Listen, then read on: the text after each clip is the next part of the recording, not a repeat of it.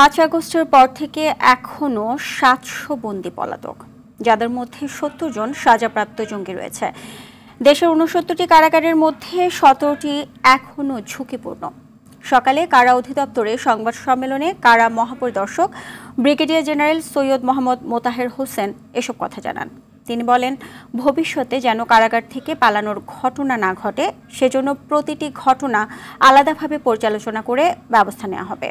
সাকিবুর রহমানের রিপোর্টে থাকছে বিস্তারিত।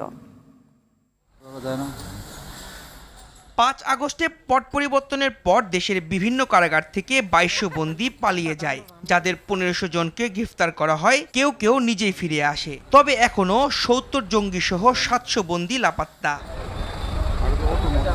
কারাগারের নিরাপত্তা ব্যবস্থা নিয়ে সংবাদ সম্মেলনে কারা মহাপরিদর্শক জানান, পলাতকদের ধরতে অভিযান চলছে। পুনরায় গ্রেপ্তার হয়েছেন 1500-র মতো, অ্যারাউন্ড 700+ বন্দী যারা এখনো পলাতক রয়েছে। 174 জনের মতো বিভিন্ন যারা জেএমবি অথবা বিভিন্ন নামে ছিলেন তাদের মধ্যে, আর শীর্ষ সন্ত্রাসী নামে আমাদের ডেফিনেশনে 11 জন মুক্তি পেয়েছেন।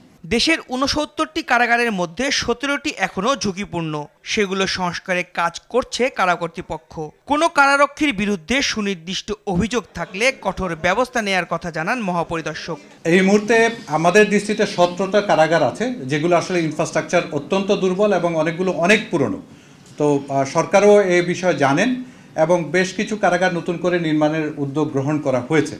তো এই 17টা কারাগার অতি পুরনো এবং এগুলোকে আসলে আমাদের পুনর্নির্মাণ করতেই হবে। সম্প্রতি বঙ্গবন্ধু শেখ মুজিব মেডিকেল বিশ্ববিদ্যালয় হাসপাতালে কারাবন্দী সাবেক মন্ত্রী আসাদুজ্জামান নূরের উপর হামলার ঘটনা ঘটে। মহাপরিদর্শক বলেন, কোনো বন্দীকে পুলিশের কাছে হস্তান্তরের পর কারা কর্তৃপক্ষের দায় থাকে না। হাসপাতালে যখন বন্দীরা থাকে তখন কিন্তু আমাদের রক্ষীরা ওইখানে দায়িত্ব পালন করেন। সো আমি এটাকে দায়িত্ব আমার আওতা বহির্ভূত বলছি না।